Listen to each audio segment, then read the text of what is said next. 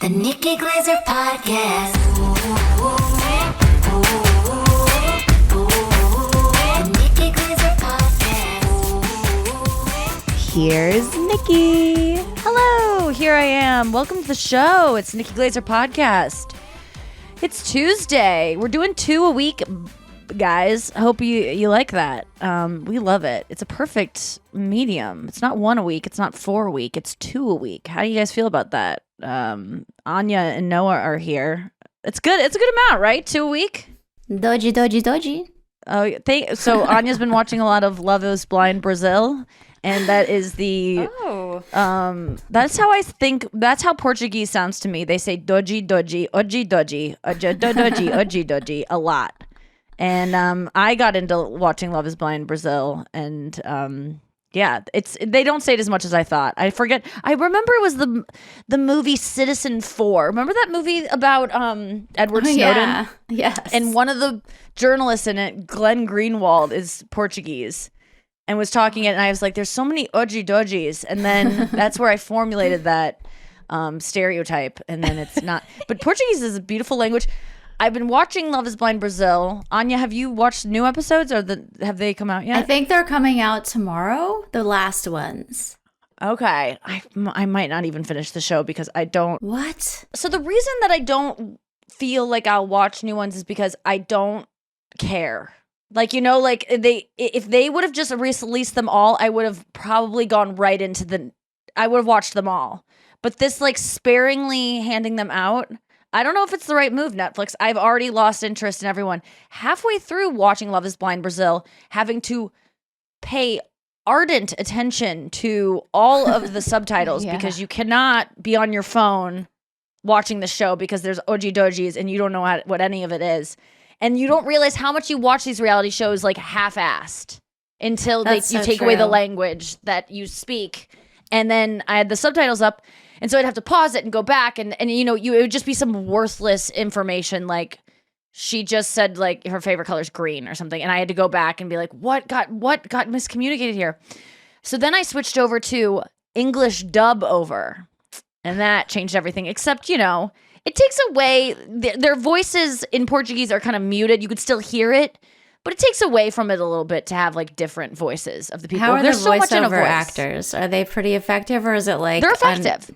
Okay, good. I thought it would be like, you know, anime dub, where it's just like so not with the like it's overacting or something. But it was pretty. I was furious at him. Yes, exactly. It was, but I don't know.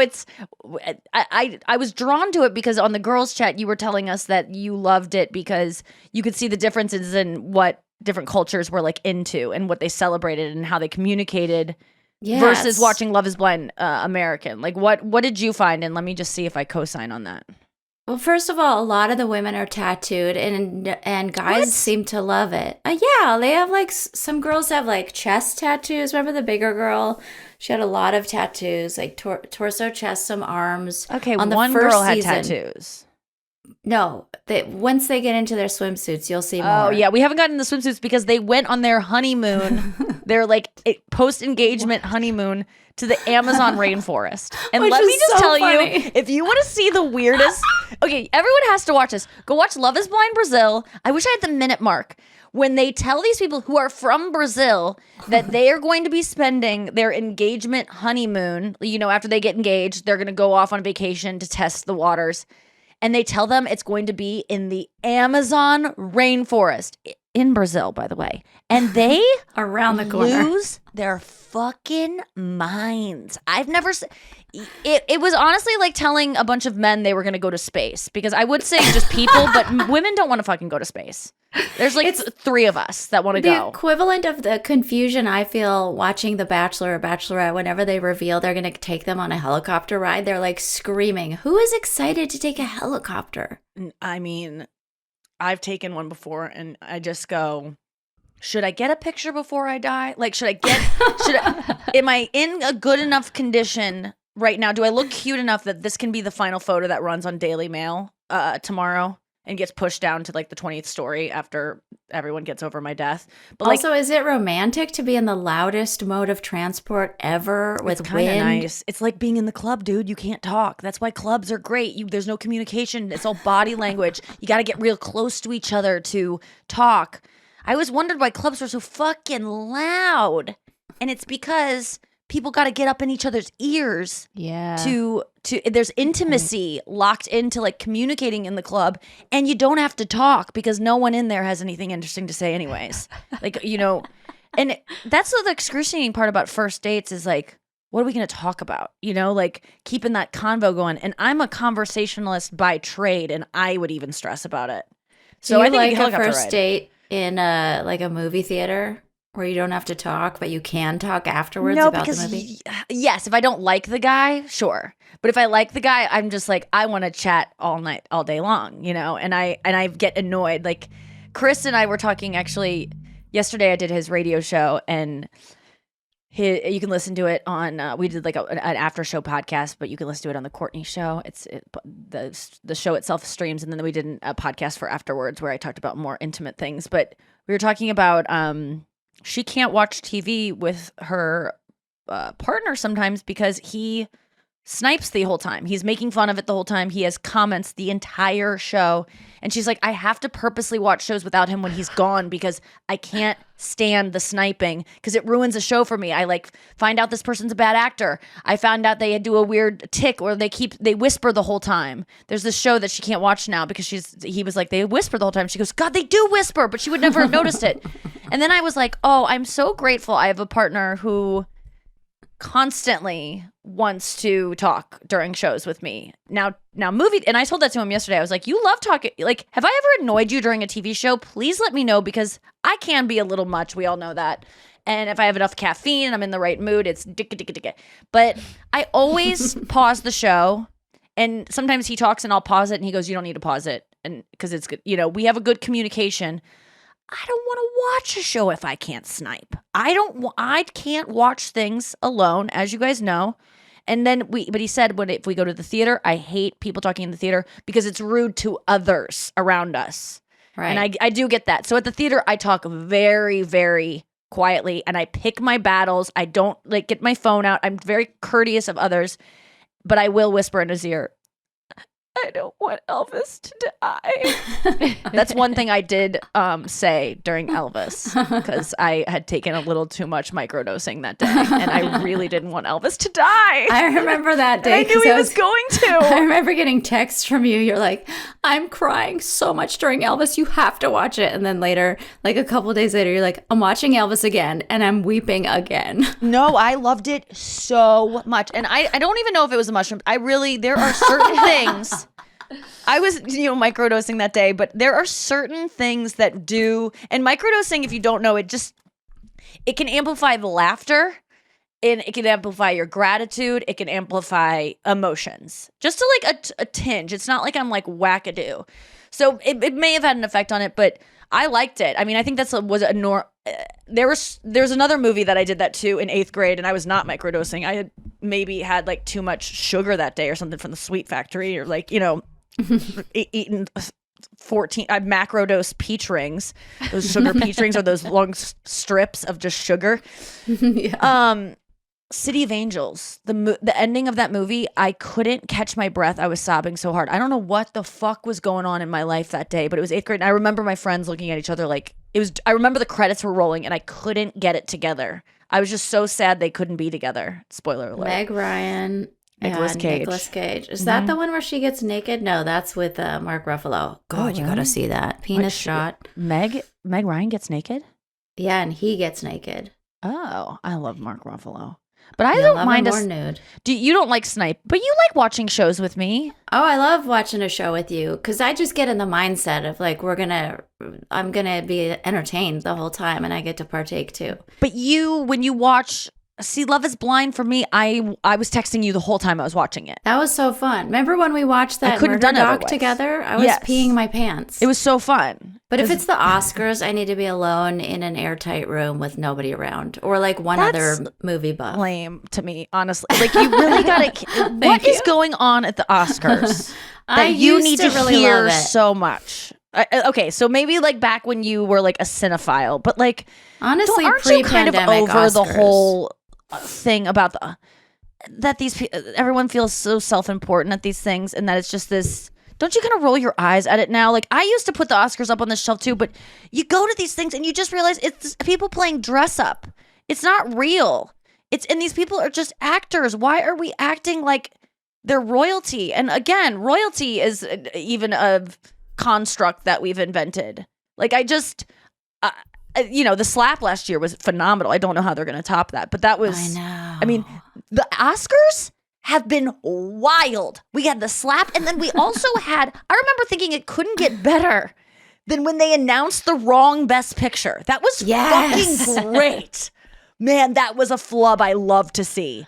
That was so fun. Didn't that happen 2 years in a row? It was with like, I think. Then after the slap, there was the after slap of finding out which of your friends were like pro Will Smith and which ones were anti Will Smith. I almost lost a friend over that. I know, it was a whole thing. Yeah, it was that. And now felt like an assault on me. The Oscars of 2020. It was.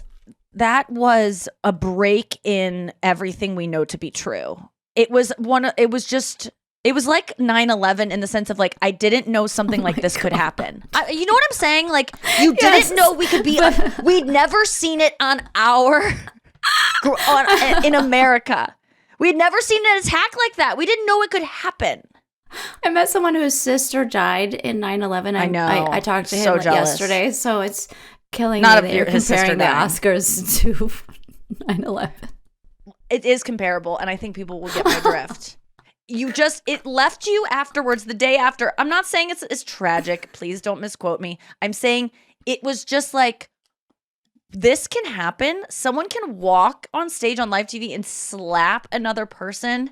It was, I mean, you guys were there. You all remember, and I would say everyone remembers where they were. Another one of those things. Kennedy assassination, 9/11, Will Smith, Chris Rock. Kurt Cobain's death. I was with my two 80-year-old parents, and they're like, that was a joke. I'm like, that was not a joke. Oh, it's like when people always go, is that a bit? When I have the most uncomfortable moment on stage of my life. If something happens unprompted, like the mic cord will drop out of the mic, and I'll do nothing funny about it. They go, what, is that planned? Oh, that moment where I shat myself on stage and then I ran off crying and then the show was delayed 45 minutes. Yep, great. That was a bit. Like New Year's Eve, people were asking me at the merch booth, did Nikki plan to forget the last verse of the song? I was like, you'll never know. Why would I do that? It was hilarious because it was so funny. The way you vamped and you were trying to find the lyrics. You're like, hold on, logging into my Gmail. Yeah, whenever that happens, it's so funny when you like feel the audience feel nervous for you and then get just awkward. All the buttholes clench. And then you go, no. And then I would check in with myself and I go, I'm not nervous. I just have to look for this fucking email in front of 3,000 people.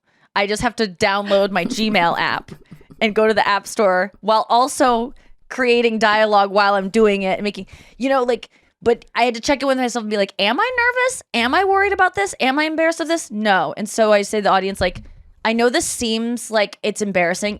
I promise you, I decide that. It is not. I'm not embarrassed right now. I mean, I didn't say that in that many words, but there are times on stage where I'll seem to lose control of the audience. And if it really is embarrassing, you'll know. Because I won't say that, but if it's not, I'll just be like, everyone calm down. Like, I know it seems awkward. I'm not awkward, so you should be. You're just letting them know. So much of embarrassment is, secondhand embarrassment for someone else. You just worry, like, oh my God, they're so awkward. So Love is Blind Brazil. I don't know if I'll go back to it. I am knee deep in Prince Harry's book. I'm a third of the way through, 35%. That's why I like reading on my phone, because you can kind of get I like percentages. I like hard numbers. I read it. This book is gigantic too. I mean, I don't know how many pages it equates to in a normal book, but I think it's a thicky thick. And I probably read it for 4 hours last night, and I could not stop. Did you know that the book was coming out when? Yes. I got an alert on my phone. I pre-ordered it, and then all of a sudden I saw bloop, and it was like from Did you know it was coming out when Meghan and Harry came out No. with their? Yeah. No, I don't know that it was announced. How weird that both things came out around the same time. Well, yeah. I mean, they have a PR. Well, this is the PR thing. machine. Okay, here we go. Here we go. Okay. You want to get me to get going on this? Only if you say it is Julie Glaser. Every reason we don't like Harry and Meghan is because we think they're calculated. We go, oh, this is calculated. What is wrong with calculation? What is wrong with going, I want something, I'm going to figure out a way to get it? Where did that become a bad thing? All I see on Instagram all day long is people like Jay Shetty and Ed Milet and fucking that one smart, the guy that talks about the Stoic way. All they talk about is like, you got to go after what you want. Fight for what you want. Never let up. Don't ever take any rejection. But the second a pretty woman and a prince get a PR company and do the right thing for themselves, because they're actually... Or the second prince, I am on a crusade for Meghan Markle. I am so tired of I appreciate that. It's true. What did she do wrong? Even if you say, oh, she wanted to be a royal, do you not want to be a fucking royal? If you happen to fall in love with a guy, insane. If you happen to fall in love with a guy who happened to be a prince, would you not? Think about the guy, you listener, or the girl, or them that you are in love with. Did you ever do anything to maybe get them to like you? Did you ever want maybe their attention and modify your look in a certain way, or show up late, or not respond to a text? We've all done it. We've all been calculated to get what we want in our careers, in our love lives. Meghan did the same thing we all do. Stop faulting her. You're jealous. And as someone who used to be jealous of her, I am now, I was part of the problem. I'm you. Everyone who doesn't like her, you're jealous. And there's no other way about it. You can't really pinpoint why you don't like her. You don't like her because she seems to have everything handed to her. She seems to have connived her way into something. Prince Harry is such an upstanding young man who went through such a tragic loss, got no support for it, never once got a hug about it, losing his mother from his father, not as much as a hug. Never was able to cry about it except one time where there were no cameras around. He cried one time about his mother. And then was shipped off to boarding school, had no comfort from his brother. His brother didn't want to even talk to him at boarding school, classic boy thing. Then he went into he was hounded by paparazzi. At the age of 14, it was speculated that his mother had him with one of her bodyguards, which was impossible to even happen because she didn't know him before Harry was born. But the whole country thought he was a bastard child. He was already known as the spare. There's the heir and then there's the spare. He can't even fly. His brother and his dad can't fly in the same jet because if that jet goes down, then they both die, and that's the heir and the king going down. And so Harry could always fly with either of them, though. He was a spare. That's what he was referred to within the family. And this kid, you read about his boot camp training. You read about him going to Afghanistan. You tell me this guy isn't fucking awesome. I am obsessed with him. I love Meghan Markle. I love Prince Harry. Maybe less on that when we get back right after this. And we're back. I'm on tour right now. So is Anya Marina with me. And we are all over the goddamn place. This weekend coming up, we got Albany, New York. We have 2 shows Friday. We have 2 shows Saturday in Portland, Maine. Next week, we have Kalamazoo, Michigan, Joliet. And then after that, we're going to be in New York, also New Haven, Connecticut. Tons and tons of dates. It goes on and on into the spring. And then in Europe, if you're over there, check out my website, nikkiglaser.com, for tickets. And as always, if you need a meet and greet and you can't afford one, they are included with VIP tickets. You can just message me on Instagram and I will hopefully get back to you and bump you up to a meet and greet. Yeah, so going on tour this weekend, back at it. I am excited to be out again. It's been nice to be home though. It's been nice to just read books and take voice lessons and hang out with my niece and nephew and just do fucking nothing. But I do kind of miss the road. I miss traveling and sleeping in hotels and not knowing anyone in a city and having you don't have to do anything all day. Yes. You know, people write me and going like, "Come to our vegan cafe." Not gonna happen. I don't want to. No new friends in the city. I'll meet you at the meet and greet. I don't want to do anything all day. I kind of want to be alone. I like being alone in cities. I just did that. I took a solo trip to New York City. It was heaven. I went for 2 nights. Yeah. I ordered so much food. I saw one friend. I made one plan, and then I had like one doctor's appointment, and that was it. And it was the best to just be like, I'm gonna order the same fucking thing I got last night, and I'm gonna be gross. And it was just so nice to just be alone and gross and free. What did you watch? I watched so much Love is Blind Brazil, which was worthless. But now at least I know Obrigada and Coração. So the girls are tattooed. What else do you think the Brazilians like? They give the women the option to propose, which they don't do in the States, which I think is super cool. On the show or just in general? Yeah, in the beginning, they're like, "Nah, you can be proposed to, or you can also propose." Yeah. One person I feel like does. I feel like I could propose, and Chris would be cool For with it. sure. I could see you getting down on one knee. I don't think he would be emasculated by that at all. I think he would kind of love it. So that's kind of nice to know. That's what you want. That's what I like about those men. They don't care. They're not like emasculated by. They're not. Yes. There's something about them that they're more emotional, I feel like, than men here or at least the American men. They cry a lot more on Love is Blind Yes. Brazil. They seem to be. I was like, I gotta go. If I'm ever single, I'm going to Brazil. I kind of like these Brazilian dudes. And they kiss They're like open. it's a full body athletic event. Oh, really? Like when they see each other, they're like,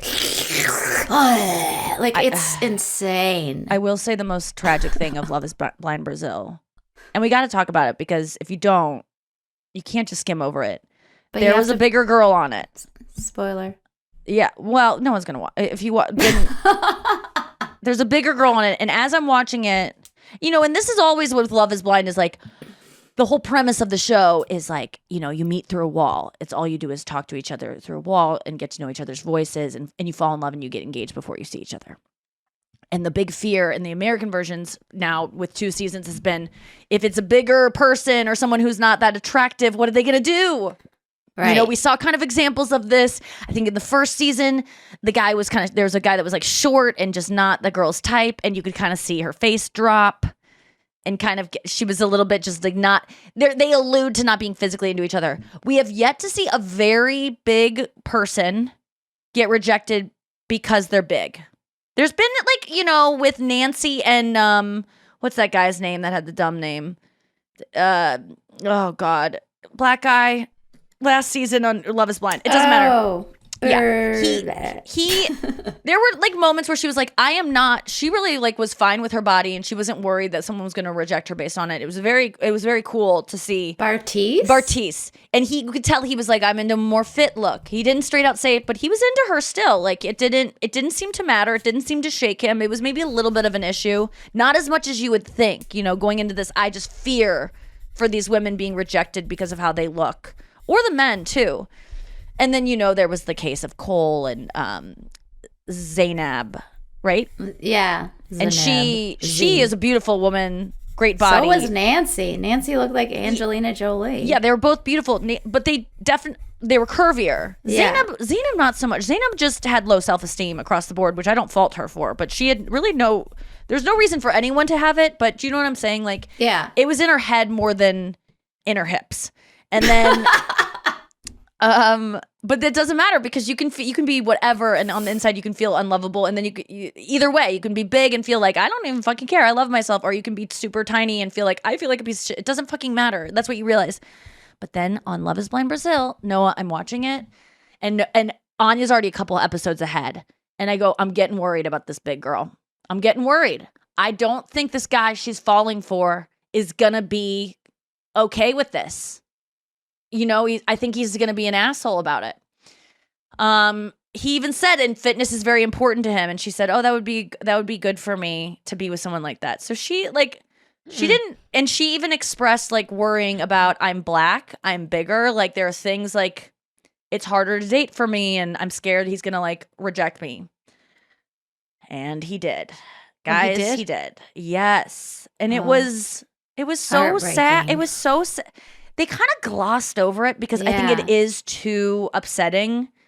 But that's a real fucking thing, man. Like, I applaud a bigger girl going on these shows and being like, I don't care what their reaction is. If they don't like me, that's on them. And that's kind of what she was like, beautiful girl, proud of who she was, strong girl, like, didn't need this guy at all. If anything, she should have fucking turned on a dime and not been impressed with this guy. He was not cute, in my opinion, which is a whole other thing. Like, just let's take size out of the equation. Just, you don't like their face, you know? It could be just like, ugh, he's not cute to me. But it was weird because when they met in person, you know, they kiss and they're hugging and stuff, and then they part ways, and then he gets behind the door after he's alone. And he's like, he kept saying the most bullshit thing. He kept saying, I don't know if I can handle such a strong woman. She suddenly was so strong. Nothing had changed since they were, you know, all they'd done is kissed and gone like, oh, look at you, hi. And then suddenly she's too strong for him. It really made me sad. But you know what? To deny that is an issue for bigger women or bigger men out there dating is to deny it's obvious. It does hinder people from finding love, and it sucks. And you saw it on that. That and was such a stark like rejection. It was like a kick to the gut. He just like looked at her, hugged her, and then walked away. And it was just like, that's it? You're not going to say anything? Ew. Because he couldn't. Because the truth was, I'm not attracted to you. And it's too heartbreaking to tell people. I mean, we've had it happen to us. Like you, but after have you been out with 3 someone you're whole not days of getting to know each other, yeah, and after getting on his knee and proposing, I mean, like these people are legitimately in love on this show, which is the crazy thing. But something happens in there. Something special happens when you're just talking on the phone. It sounds kind of bizarre to me because just from learning about Brazilian culture and stuff through jiu-jitsu, women in Brazil, they embrace curves and you know, like all that. And yes, I think men like that. So I'm just like surprised to hear it. I think this girl was fat. She would probably identify as a fat woman. You know what I'm saying? It's different than like all the women on the show are curvy. There's no one who's like this new diabetes medication, starving themselves, buckle fat removal, look like a skeleton. The host. Honestly, that's a really good point. The host does show up and you're like, the host is like, it looks I'm like her starving, husband is holding but let's welcome everyone. Yes, she always looks starving. So yeah, that's that.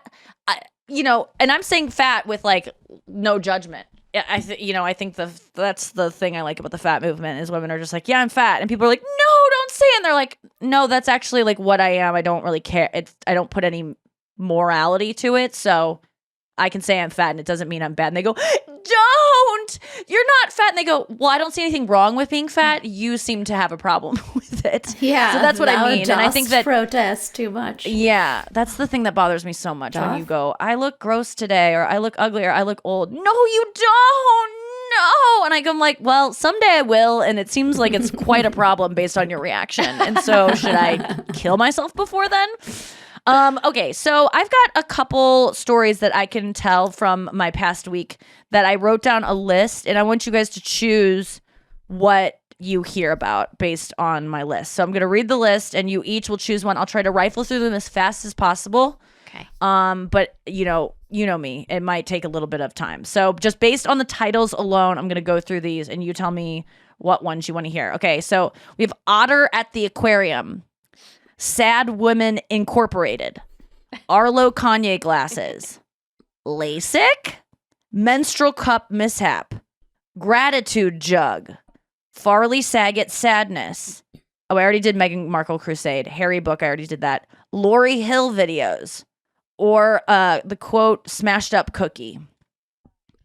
End quote. Noah, let's go with you first. What would you like to talk about? Okay. Farley Saget sadness. Okay, so Saget's anniversary of his death was yesterday on the 9th. And a couple days ago, I was, I don't know if it's been announced yet. there's something going on with Adam Sandler that someone in my life is also involved with. I'll say that. And so the other day, so we have been wanting to watch a lot of Adam Sandler stuff. The other day alone, I put on the Adam Sandler 100% Fresh, his comedy special from a couple years ago. It's maybe my favorite thing I've ever seen. It's top 10 comedy specials for sure. It is brilliant. And if you go, oh yeah, I remember seeing it, it was funny. I did too. I watched it like 4 times when it first came out. I don't remember anything from it except the Farley song. And like that one song that's like phone, wallet, keys, phone, wallet, keys. But I'm telling you, there is so much you don't remember. Go back and watch it. It is so delightful. So watching it, I'm obsessing over everything about it. And then the Farley song at the very end, his penultimate song, is about Chris Farley. And it's just the best tribute to his friend who died ever. And it's just so sad. And it makes me cry so hard. It makes me cry. There's this one song where he's like, one night late at the office, I walked in and he was listening to Casey and the Sunshine Band, and he was crying to Casey and the Sunshine Band. I said, man, what's making you so sad? And he said, just thinking about my dad. And it's just so sad that like he just was crying to the song thinking about his dad, and he was like late at the office in SNL. And then the image behind him is like Chris Farley and his dad on the big screen. It's just beautiful.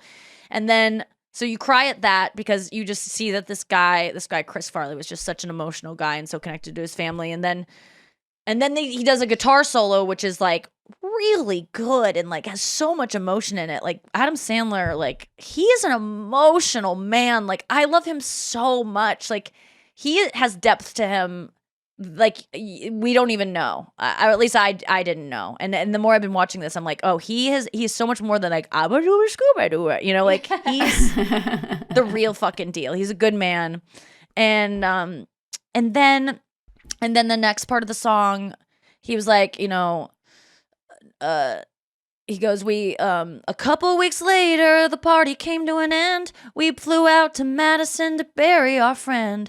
Nothing was harder than saying goodbye, than watching Chris's father take his turn to cry. Oh. And then it's like so sad.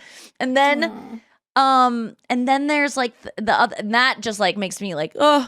And then, so there's something about the thing that always gets me crying is when people talk to people who are dead like they're still here, or yes, people come back from the dead like in a note they wrote knowing they were gonna die. Oof. Being like that shit gets me ever since Forrest Gump, and he's talking to Jenny, he's like, you'd be so proud, Jenny, he's so smart, when he's at her grave, you know, he's so smart, Jenny. And that, like, I remember as a kid being like, what is happening to me? I was again convulsing. So then there's this line where he's just like, you know, I forget what it is, but it's something about like, man, life ain't the same since you left. It's something about like, Chris, life isn't the same here since you've been gone. And for some reason, his just like the familiarity of like talking to him like he's right there, and like it. And Chris Farley was, you just realize this guy's been dead for 20 years, and yet his best friend from that time is still writing this long song about him, and everyone in the audience is like sobbing. It's just such a great and I couldn't stop watching it. I was just over and over because it would just make me cry every time and make me feel this thing. And then I would think about my dad. I started like worrying about my friends dying and like, am I gonna have to write a song about them? I already did one for Bob Saget. No, I just like was starting to like, it just makes me think, it just made me cry in a way that felt orgasmic, kind of, where it was like this thing happening to me that I don't want to happen, but it feels really good, but also feels really wrong. I don't know. Crying to me is kind of orgasmic. And so I just can't, and then it was starting to not work anymore. It was like not making me cry anymore because I was just doing it. So listening to it over and over and crying. And I would just cry for like, 3 seconds, like it would just go like well up and be like tears, and then it would stop. And so I'd go up, repeat. And then I was edging, just like, but with crying. Yes, absolutely. And because I never just like, it's rare that I just break down and sob and sob and sob. It's only if I'm like on the girls' chat telling a story and I can talk for like a long monologue, but usually it comes out of me in like little spurts. And so then I just was like, what is going on with me? Like, why am I so sad right now and thinking about that? Like what what is going, and then all of a sudden it was like, Bob Saget, the anniversary of death has been a year. And I was like, it's the same time of year, this weird time after New Year's Eve where nothing's going on yet. My tour hasn't picked up again. It was same thing happened last year. I found out when I was sitting on my couch watching some reality show. Someone texted me, Bob Saget's dead. Someone I like barely, kind of barely know. And it was just some news headline. And it just, and like when everyone who's listened to this has suffered grief at some point in their life, you remember where you were, you remember like the way it smells. And I didn't even remember this date was kind of coming up, but it's just the time of year reminds me of being sad about a friend. I've been like obsessively watching David Spade clips because I think, and that wasn't even from watching the Farley thing because they're kind of connected. He's even in the song, but I've just been obsessively watching it because I'm like trying to hold on to my friends who are a little bit older than me, like Saget, that I'm like, I don't, these men that mean so much to me comedically and almost like big brother, father type status, like where I don't want to let them go and I want to just soak them up. And so I just like keep, I guess it's just that time of year. So that made me realize it was really nice to be like, that's why. It's like when you feel murderous rage and then your period starts and you go, oh, Yeah. It's not just me. I'm not just being melancholy for no reason. There's a fucking thing behind this. And, I even last year when it happened, I really suffer with like my feelings around Bob Saget's death because people were like, we weren't best friends, but I was really fucking sad about it. Same thing out You with my guys were friend very in high close. school. You were on FaceTime status. Like he was giving you loving, fatherly, avuncular advice Yeah. about your Yeah, he relationship. cared you guys about were you. good friends.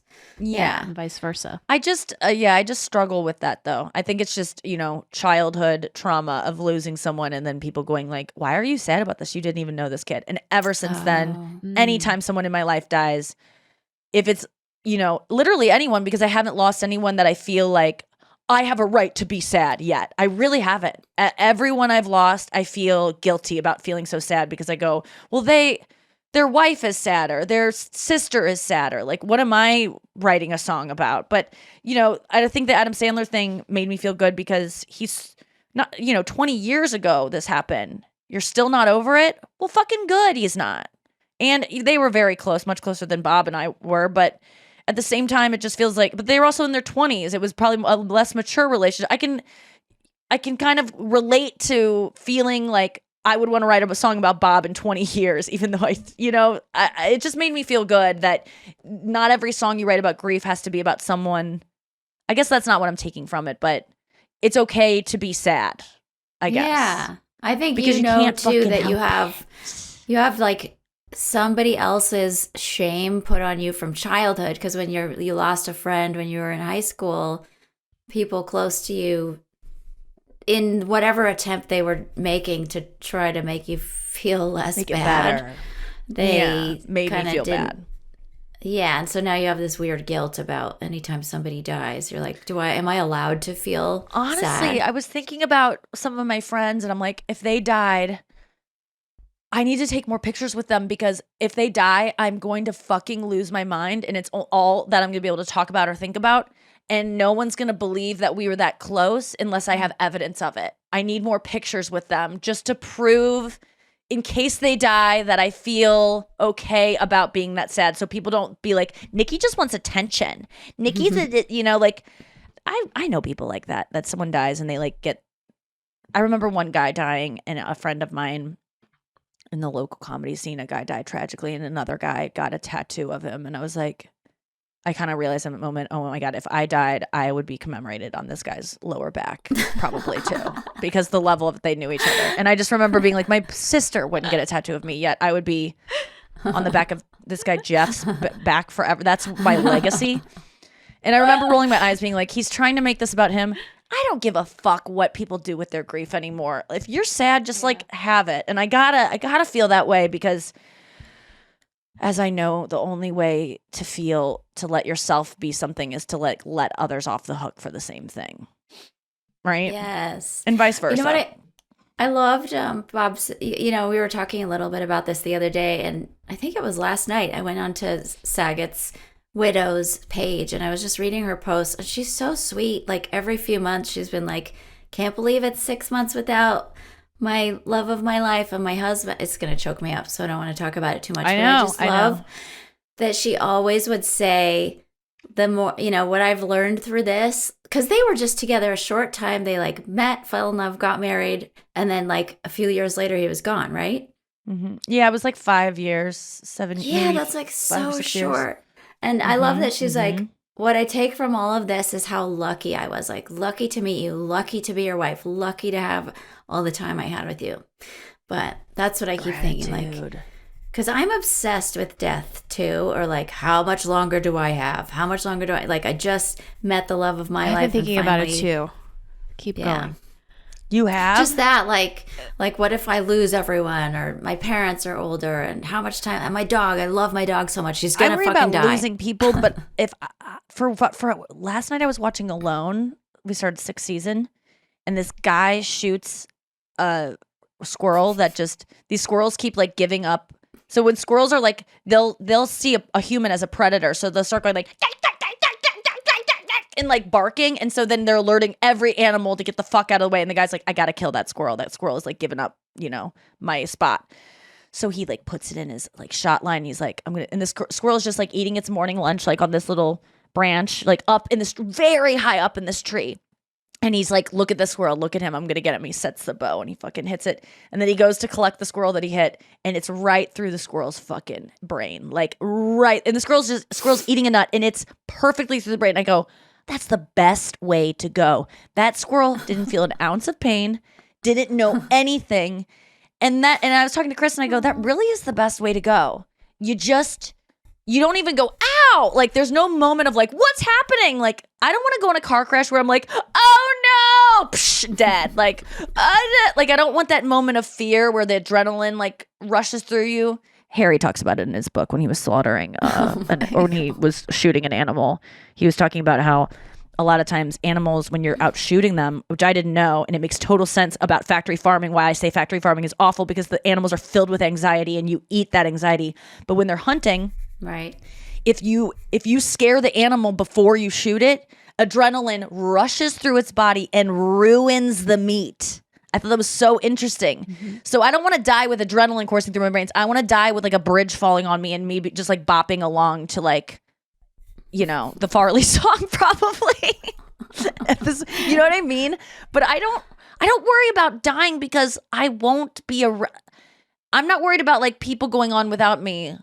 And maybe that's because I don't have a kid or something. But I do worry about losing other people. When you guys think about death, are you thinking about what am I? Because Sarah Lena, my friend, she keeps saying like, girl, I don't know. I'm just so scared of dying. And I go, but you'll be dead. Like, you're not going to be like, oh, fuck, I died. Like, I was like, you got to take this whole thing. Like, you think of it as like you trip on the sidewalk and you're like embarrassed about it. You're not going to be able to reflect on dying. And I know that's like harder to get than not. But do you want to, how do you fear death? I fear leaving people behind, not finishing stuff I want. I want lots of time. I don't want to die young. Right. Well, you're out of the woods for that, but thanks, bitch. I am too. I always feel like I'm getting that 30, bow and arrow ready to have you have 35. It's swift like, demise. No, before 60 is dying young. Faux show at this point in time. Doesn't always feel that way in Hollywood, but yeah. When you're talking about your to-do list, like what's your number one thing that you'd be like, fuck, let's not talk about relationships. Let's not talk about like bucket lists. Like, what would be your gasping last words of like, oh, I didn't like clean my to-do listing. yeah, I didn't organize that top shelf. I actually don't have a lot of stuff on my bucket list, which I'm glad about. I'm not like, I never got to India or I never got to see the Great Wall. It's more just like, I want more time with people I love, and maybe that. And I don't know, like sometimes I get scared that I'm going to die soon because I feel that way. Like I already feel like I've had a full life. So what if somene's listening and they're like, yeah, you're like spending your time watching Love is Blind Brazil. So someone's going to throw a rock at your head. You're sending a message to the universe. You know what? I'm kind of like biding my time right now. Can you like speed this up? Wait, Noah, what have your fears of death been? Okay, so my thoughts are a little bit different. Like I think about losing loved ones, I guess like my dad and just like not having him there, like, Yes. you know, finally wanting to pick up the phone and call him intentionally, and then it's too late, he's not there, or finding it like an old voicemail, and that makes me really emotional even though he's not dead.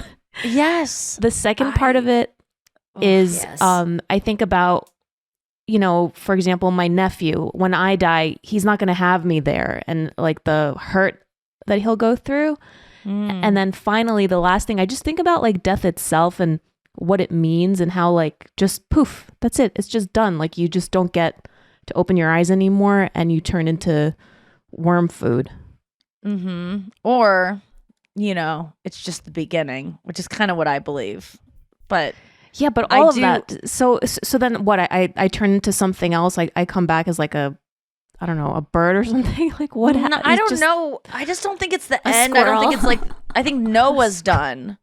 You know, yeah, a squirrel, and then you're, you know, then you come back again as something else in 2 seconds because someone takes your fucking head off. Yeah, a muskox that someone stabs in the night.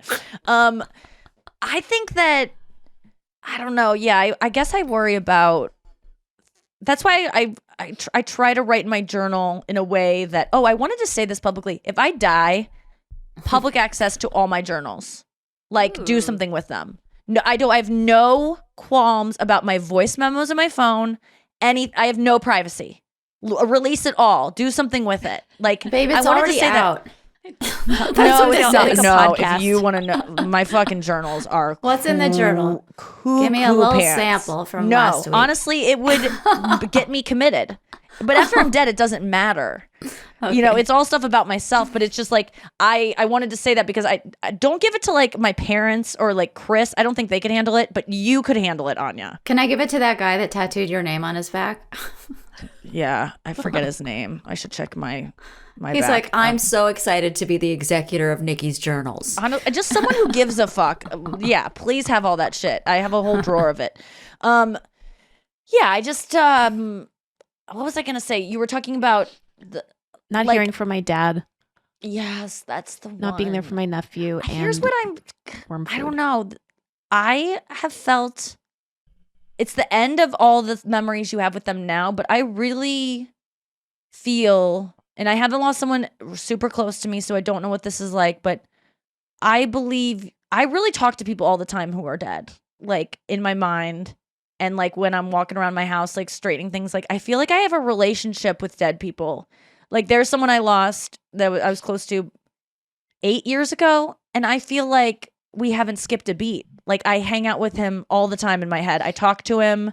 I don't know. I think that it's going to be the worst thing. I don't even like to imagine my parents dying even for a split second. That's what everyone says is like your life changes so drastically after that moment. But I think I'll still feel like they're around, which I know is maybe, you know, not real. But I think I'll be able to keep a relationship with. Do you guys ever talk to dead people?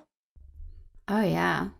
My friend Romy died, and I just, you know, I think about her laugh all the time, her sense of humor. We used to watch The Bachelor and The Bachelorette together all the time.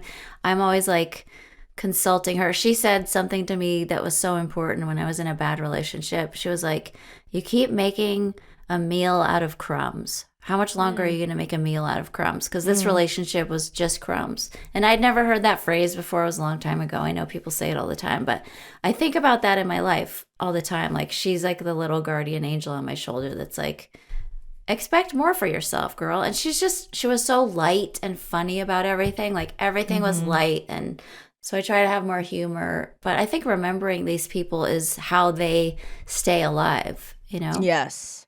Well, the Prince Harry book, again, I can't recommend it enough. I promise you, if you just download a sample on your phone, you will buy the whole book. Because last night I'm in bed reading it next to Chris. It drops in my books and I go, here we go. And you know, we've done the thing where he's now on his side of the bed reading his phone. We like love our ritual of like reading our phones and then just like laughing. And I go, what are you laughing at? And then we send it to each other. Literally, we don't even show each other our phones. We just send it next to each other. But last night, he falls asleep so fast, and I had started the book. I was 3 pages in, and I go, oh, this is good. This is real good. And he just goes, It's good. Is she really good? Like he just mumbled some bullshit because he didn't understand what I was saying at all. But I declared right away, I was like, this book gets you. This guy is a good writer. He had a good editor. And he talks about his mom's death. And it's like, talk about grief and talk about trying to hold on to a memory and talking about trying to grieve someone that everyone else feels like they knew her too, and how he processed that. I mean, it's fucking fascinating. I'm dying for people to read it. I'm actually doing a podcast called the Celebrity Memoir Book Club. I think that's what it's called. And we're reading that book. It's a big podcast. So we're recording that next week. So if anyone wants to read the book and then listen to that, I'll talk all about the book more in there. And I'm not going to stop talking about the book. I'm so obsessed. I'm only a third in and I'm not giving up this time. One more quick story to get through before we go to break. Okay, out of all the list. All right. I wanted to hear, of course, about the menstrual cup mishap. Yeah. I got a menstrual cup at TJ Maxx. I've been waiting to buy one because they're like $30. And I'm like, I don't know. I can't trust this. It's just too much for a menstrual cup when you're looking at tampons that are $4.99 next to it. I'm just like, I can't. So I went to TJ you're Maxx. not a diva. Yeah, the other word, the Diva. First of all, it's not. It wasn't the Diva. I forget the name of it, but it's a reputable brand. I don't want to slam them. No, I forget what it's. But it's one that you've heard of this one. I forget it though because I threw it away because I used it for. I was so excited to get my period. It was like I was 14 or 16 all over again when I got mine. I was like, yes, because I get to use my fucking cup that I got at TJ Maxx, and it was like I got it for like $11. This $30 cup. Put it in. I told the girls chat I'm so excited about it, and they were like, take a video of pulling it out. And not everyone co-signed on that, so I kind of took it from far away, but I did do a toast. It looked like a little acorn that was full. It was like, and you get to see how much blood is coming out of you. It's interesting because you don't know when you're just sopping up with tampons or pads. Like, you don't know the amount, and you need to see what your body fucking does and how much you suffer. And so that was interesting, the first poll of that, and then I put it back up, and what then was I your couldn't impression get when it you out. I couldn't get wait. it out. When What? you first saw it, you pulled out the cup. What was your first impression? Browner than I thought. Browner. And what about the amount? It looked like sap. It looked like or like oil from like a car. The scent? No, the amount. Was it a satisfying amount, or was it less than Yeah, you it was a thought? very satisfying amount. It was it was heavy flow first start of it, and it was it was probably a fucking teaspoon, a full teaspoon, which is it feels like a lot. How do you pull it out without spilling? So it's like a suction cup. It's shaped like an acorn kind of, and you curl it into itself to put it up, and then when you pull it out, it's a great question. I don't even know how I got it out the first time. It was not that complicated, but the second time, could not get it out. Couldn't Does it go get it around out. your cervix? Was like scratching my vagina to get. Yeah, it goes like up into That's it, and then I guess up mine's there. very super deep. Mine was like baby Jessica. I couldn't get her out, and I was panicking and sweating and trying two fingers, like a clip method, and I was trying but putting your thumb and your middle and your finger to get those in your vagina is too hard.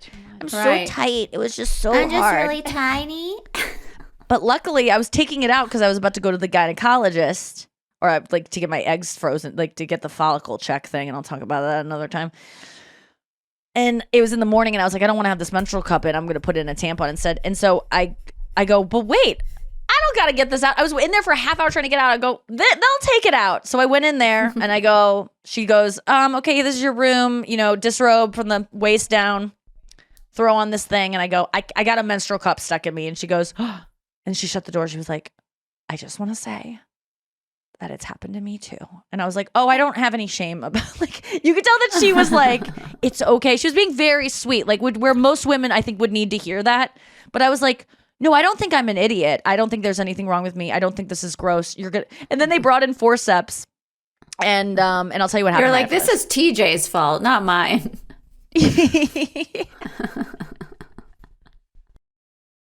We're back.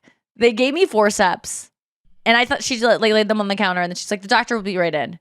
The doctor comes in, she goes, did you get it out? And I go, what? No. What, is I supposed to go in there? And she go, oh, no, no, no.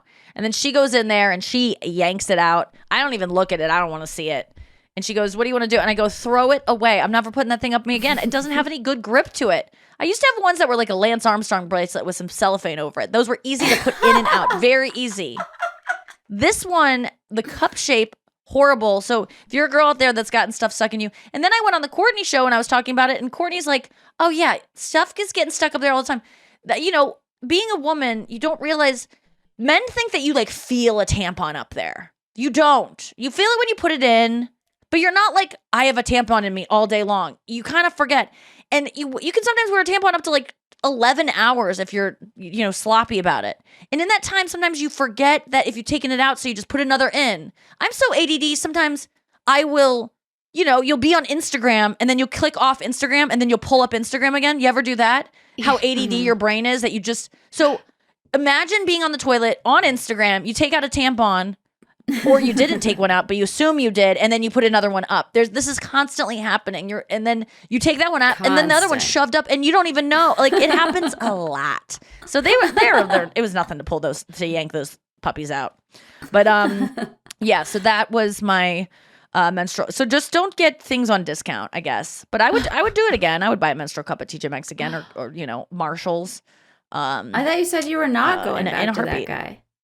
All right. Well, not to that one, but I try a different brand in a heartbeat. I really like the menstrual cup. I want to see it.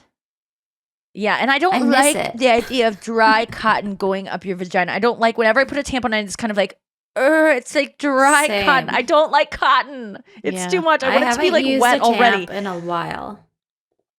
What do you use? Pads? I just use panty liners now. It's very light. Panty liners? That's how low it is? Yep. Taylor found my panty liners when she was cleaning out my cabinets, and she goes, what are these? What are these? And I go, I don't know. She goes, when would you ever be able to use this? I go, I don't know, when you just like start or like when it's trailing off. And she's like, she'd never seen a panty liner, but that's all you use on it. Do you have to change them out a lot? But they're pretty absorbent. I'm changing them out every couple hours because it was yesterday and today are my heavier days. So every like 3 hours. What made you stop Tampies? I was getting yeasters all the time, and I was just like, this isn't comfortable, and I'm not having like heavy flow anymore. So it was just kind of lighter. And then I found this brand, Honey Pot, and I got it has like mint and lavender and oh yeah, you've been trying to get us. Oh, the Tams. Dude, I'm going to give these out as stocking stuffers next year. It's a mint and lavender infused panty liner, Honey Pot. And I'm addicted now. Like, my vagina craves them. I just want it. I want it bad. Why? What does it feel like? It's just like think of your favorite gum or mouthwash or anything you've ever used, and you're like, I want that feeling in my mouth. Like, it makes you feel... That's what my vagina looks like some days. A big wad of it. Wait a second. It's just so refreshing. So it just feels like you can feel it feels clean and like yeah, it's like these little vapors of like tea tree, but not strip. Yeah, it just feels amazing. It's just like, ooh, I feel fresh and awake and alive. But it's natural. Okay. All right. It's organic cotton, and it's made by women for women. This made by women thing, I'm sorry. It doesn't make me want to buy something more. Male gynecologist. It fits in with your branding. I'm tired of this. Like, it's all women companies. All maybe I'm not like it doesn't sell me on things. Am I bad to say that? I feel like it should, and then I resent it when I go to a place and it's like, we have all women-owned business, and I'm like, well, does that mean, are you like a turf person where you're like real women? Or like I kind of, then I start to question like, Made so by are trans women not allowed to have the two? Or like, it's for anyone who identifies as a woman and wants a panty liner. And it's made by people who identify in the as US women. of A? Yeah, no commies. I guess that is a nice thing. People are going to get mad at me for saying that I don't care when things are women made, but that's the way I used to feel about USA. I'm like, I just don't care. I just want a good product. It's the way I feel about being labeled as a female comedian. Like, I'm just a comedian. I'm proud to be a woman, but I don't think it's a selling point that I'm a female comic. I just want to be a comic. I just want to be a But what if I was like, you gotta liner. try... But what if I was like, you gotta try these panty liners. They're made by these really cool Wall Street bros, but it's so good. A Wall Street bro is different than like not mentioning who it's made by. Do you know what I mean? Like, so you'd rather not know that it's made by men? I don't need to know. That's a part of the thing, the transaction I don't need to know about. I also don't need to know they're 100% cotton, that they are organic. I don't believe in it. What about what else is natural? the animal cocaine. testing? Huh? The animal testing? Yeah, I don't want like a rabbit knowing. to have to wear this fucking pad on its face or something to test it. Like, yeah, I care about animal. That I do care about. Same. I only want it tested on female rabbits, who are self-starters and who are not nepo bunnies. I don't want any nepo bunnies making my makeup.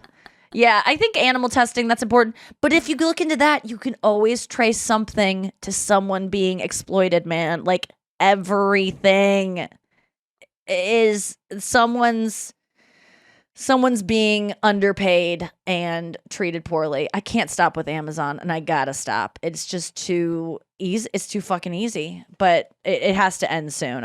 But something bad has to happen to me with Amazon. Like, I have to watch a documentary or something. Please don't send me one. I can't. I'm not ready to be done with it. But I need to know the truth. One more story, or we should get to story. Okay. Well, I think you're up, Noah. Can we do smashed up cookie? Smashed up cookie. Okay.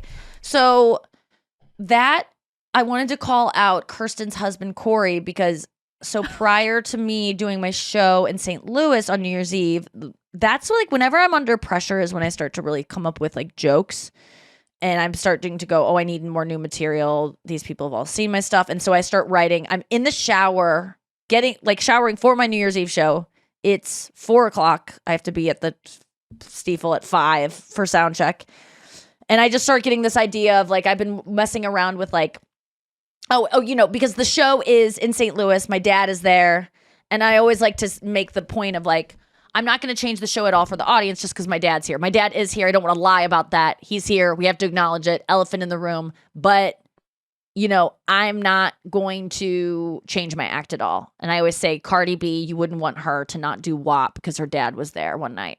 And I was like, she does WAP, but it's like the Kids Bop version. And I was like, oh, what would the Kids Bop version of WAP be? And I was just not in the mood to this is the way a comedian's mind can work sometimes. This is like an example of like a writing staff. I have an idea. That's the joke premise. I just need something funny to say instead of wet ass pussy. That would be like the Kids Bop version of wet ass pussy. And so I put out a call to all my friends on mass text. I didn't bother Anya because she was already at the show dealing with behind the scenes stuff. But I just wrote all my friends. I was like, I have a joke equation. What is a funny replacement for wet ass pussy? That would be Kids Bop. And so they were sending back a ton of stuff, but I go, no. It needs to be 3 syllables. Wet ass 1, 2, 1, 1, 2. Wet ass pussy. It needs to be the same. I'd like it to almost rhyme. That's another requirement. I mean, this is cutting down on things that could be. And so people kept being like, best ass tushy or something. Like they kept saying and I go, no, the word ass is still in it. Like you forget because pussy is such a foul word. You forget that the other word is bad too. So I go, it can't say ass. It can't say pussy. And so Kirsten's husband came out with smashed up cookie. And I thought that was really so good. And it just proves to you that laymen are capable of coming up with great jokes. If you give people the variables and you ask them to solve for X, they can often do it.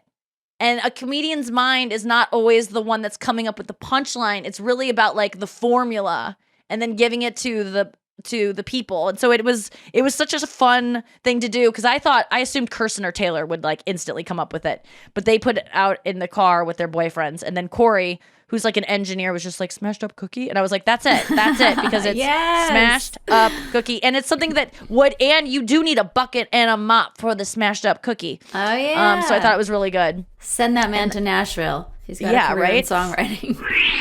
Final thought. Can we get to why do I care? Why do I care? All right. Why do I care, Noah? What's going on? All right.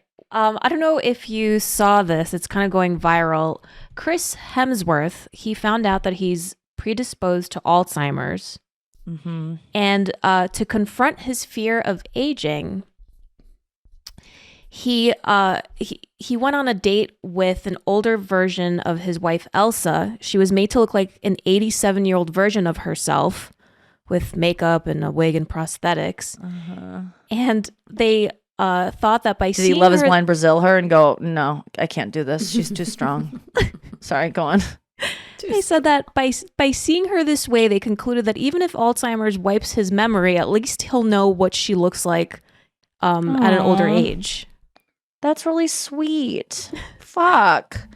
Wait, so okay, Well, keep going. there's I thought so too, and the internet also thought that it's very sweet. But and he said that the idea I won't be able to remember the life I've experienced or my wife, my kids is probably my biggest fear.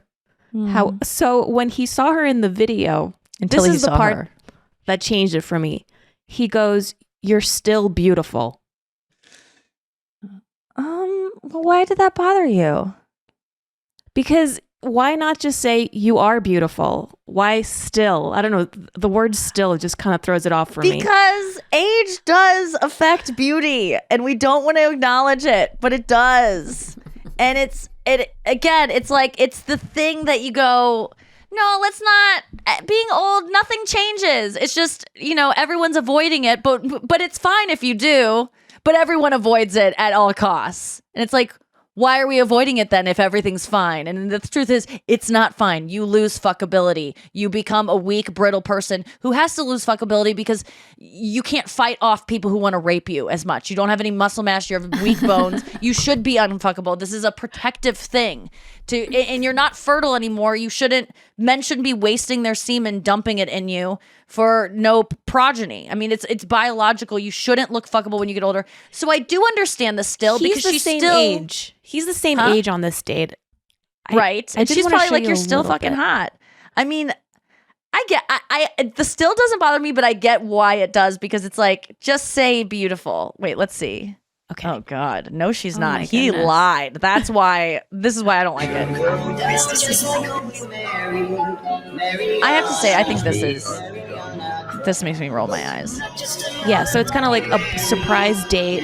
I think thought on your she was date. bald. Oh, he looks terrified. He looks. He can't and they even won't look show at her. her. Have you noticed? Oh, God, No, she looks he's like a horrified. burn victim. He does not look comfortable. No, he doesn't. It's so scary. He's like, oh my Why God, I'm didn't so he- grateful for this genetic mutation where I'm He going to should have forget what this also woman had looks to like. get old. Yeah. Yeah, When he did- should That's when have. why does- still When bothers is his me. Alzheimer's supposed to kick in? Sorry He if was that sounds aged in that, but insensitive. men just age so well that you couldn't notice. Shut up. No, I mean, God, I'm so attracted to Chris lately. I can't fucking even take it. So he got a mohawk. Did I tell you about this? Yes. I saw buzzed that his he hair. cut his hair. Yeah. So he was at his brother's. His brother did a show called This is Punk Chris, Rock your boyfriend, Christmas. not Hemsworth. No, yeah, the other Chris. That's what I call Chris, is the other Chris, because Chris Hemsworth's always number one to me. You're still beautiful, baby. And Chris gave himself a mohawk because they were doing it for charity. I don't know. It was like they invited people. His brother Tim was performing this thing called Punk Rock Christmas at Del Mar Hall here in St. Louis. Chris went to attend. They did this thing where they're like giving mohawks for charity. So if you volunteered to have your head shaved on stage, some money would be donated by someone who was putting. I don't really know the logistics of it. All I know is my boyfriend volunteered to have a mohawk shaved, and I wanted to start a charity for women whose boyfriends decided to get a mohawk one December night and not ask their permission. And did Tim get a mohawk? Did Chris's brother get a mohawk? Curran, yes, he got a mohawk, but he almost did like a fade on the sides. It didn't even look like a mohawk. It was just a slight fade. It looked like fashionable. Chris got a whole mohawk, totally shaved to the fucking like skinhead, except for the mohawk. Did Tim get one? No. Why? Because his wife was like, we have Christmas pictures. You're not doing that. That is the difference between a wife and a girlfriend. Did Chris consult me before this? Hell fucking no. I just started getting texts from people that were there being like, oh boy. And I'm like, what is going on? I'm like, I hope he's dead. I can't even handle whatever else this could be.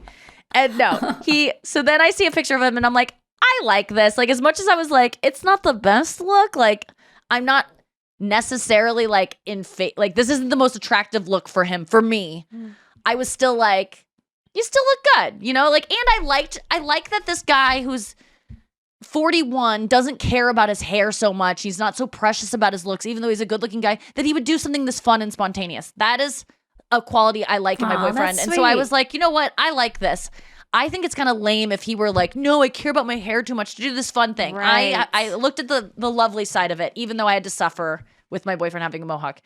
So he had a mohawk for a while, and then he decided to, one day he just shaved it all off. And I was like, oh, that actually looks pretty good. And then it grew out like 2 days after it was probably a quarter of an inch long. And I don't know what the fuck happened, but I have never been so horny for my boyfriend in my life. It is the hottest look. I go, I'm getting a Josh Hartnett vibe when he used to have, and I go, I started calling him Prison Break because he also looked like Wentworth Miller from Prison Break. He looks He so looks like good. Jason Statham. Yeah, he looks so good. And he never would have had this haircut had it not been for the stupid mohawk thing. And now it's kind of growing out a little bit. And last night I was like, last night he was trying to talk to me about something serious. And I was literally like looking at his mouth, like just getting, it's been rare since I have looked at my boyfriend that I've been with forever and been so, it felt like a first date vibes where you're like, I can't wait to kiss this person. Like, I know we're going to. I don't know when. It felt like that. I was that excited because I was like, he is so hot. He's so hot. Like, he was just so, and I was just like, and so I told him later on, we were like watching Alone. I was like, so when are you gonna like keep this hair? Like, you gotta shave it again. And he was just like, what? And I go, we gotta figure out the setting on the trimmer. So like, you have to, like, you can't abandon this. And he was like, no, I was planning on growing it all back. And I'm like, no, like I got really upset. I'm like, this is the best look. I love the way it feels. I'm so into it. So yeah, he came over to Nikki's the day of her show, or the day the girls were over before the New Year's Eve show, and he brought like insomnia cookies, heated up warm cookies at like 11 p.m. and all of us were on the verge of falling asleep, and then he walks in like Jason Statham with these warm cookies. Everyone's like, Chris. Yes. He looks like he has like a rifle in the back of his pants. It's so good. And Or like he's going to scale a building. I'll tell you. I'm so into it. And but then last night he goes, I think this is a case of you, like, you love me and so you like it. And I go, I guarantee you that's not it. Like, I have felt this way about you. Nothing's changed in the way I feel about you. It's just the haircut. It's fucking good. And I said, my friends even commented on it when you dropped off the cookies the other night. Like, this is a good look for you. And he goes, I almost feel like it's also when girls like make their boyfriends unattractive because they want to like he's mine now. And I go, I want women to want to fuck you. Like, you don't understand. Like, you look like a movie star. So he's saying I'm so that into it. guys do that to women. Guys are like, grow out your leg hair. Do it. I had a boyfriend tell me to grow my leg hair out when I was like 21. And I did. Oh my God. Crumbs, Anya. Crumbs. Yeah. I shaved my arm hair yesterday. I got bored in the shower because I take such short showers and I was just trying to like be in there longer because I just don't know what to do. And I was like, I'll shave my arms. And it feels so good. I think I've done it once before. And it's not true. It doesn't grow back worse. Do you shave your arms? Yeah. Noah? Yeah. It's so quick to do. I shave my legs every single day in the shower. It takes no time. I take 3-minute showers and I shave my whole legs and my pussy and my asshole and my armpits. Adding my arms to it is going to take another 11 seconds at most. Right. So I was like, I have a new thing to shave now. I'm just going to have shaved arms. Fuck it. I don't know why I've always had. What was that, Noah? It's like exfoliate. It's like the dermaplaning, but for your arms. Yes. I've always said that about shaving your legs. It feels as if you are squeegeeing the dirt off. Like a window. That's true. And so I don't feel clean unless I shave my legs. I would like to shave my face sometime. Oh yeah, I shave my face too. But I'm not going to do it. Not every time. I'm always scared I'm just going to keep going up to my eyebrows. What was that? You got a little favor save? You eyebrows? have the bone structure. Yeah. For no eyebrows? I did that once. I did that for a movie, my first film role. Yeah, What? I got I got Taft Hartley for that. There's a I film don't know called 100 Girls. what are you saying? So in order to get your SAG card, you get Taft Hartley a lot of times, which is in the 11th hour, they'll just like make you SAG. They'll make you a member of the union because you got a job and you have to be in the union to work on the film. So they'll be like, just Taft Hartley her, which is like accelerate the process. Okay. So I got a job in 100 Girls. It was my first feature film. And I play a girl who has trichotillomania. You play girl number 99? Yeah, pretty much. I run the dorm hall. I'm like the girl that at the Wait, entrance why have of we the not dorm. watched this movie? You're We in a should. movie? You have a role in a movie? Yes, I have one line, and I shaved my eyebrows for the role. Oh my God. What was your line? Man in the hall. Why It did was you a have to have women's dorm. trichotillomania? Why was that a thing about you that we would even know? I just This sounds like was a boyfriend quirky trying girl. to get you looking crazy. Did a boyfriend have anything? Was he directing it? No. Why couldn't you just put tape over your eye? Like, so did they grow back weird? Because eyebrows are one They thing that grew like back better. It was really fun because Oh. I was able to like draw them on for a while, and that was kind of fun. And I learned how to shape my eyebrows a little more. They were weird for a few weeks, and then they almost grew back better. all right, so shave your. I mean, this is the same thing where my sister like got a better body after she had 3 kids. Like she has a better body my now God. than she's It's ever had, and I'm like, insane. maybe I need to have 3 kids to have that kind of body. Maybe I need to shave my eyebrows to have the right kind of eyebrows. This is all fucked up. All right, guys, we gotta No, go. Thank don't you do so it. much. Don't shave your eyebrows. Don't be cuh. And jackpot. See you tomorrow.